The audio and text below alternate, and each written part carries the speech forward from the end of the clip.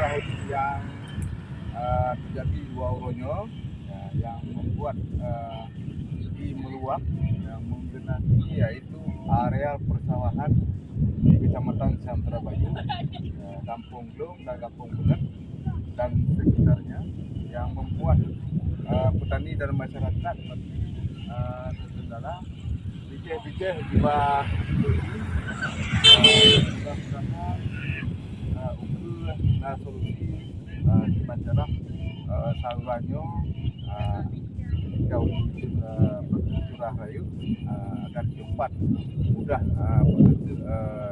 tersalur di tergenang.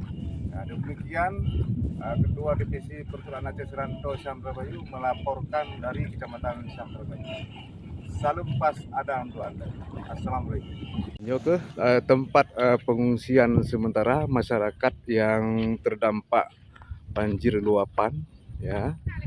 Ini merupakan salah satu anggota relawan PAS ya, bersama keluarganya mengungsi di lokasi yaitu Getam Bude Wahyu ya, di areal Kampung Benan ini ya. Jadi kontributor dari divisi PAS Pusat Aceh Santera Bayu melakukan survei langsung ke lokasi. Jadi saudara dapat melihat sendiri langsung bagaimana kondisi masyarakat Bayu yang 4 keluarga mengungsi. Demikian. Assalamualaikum.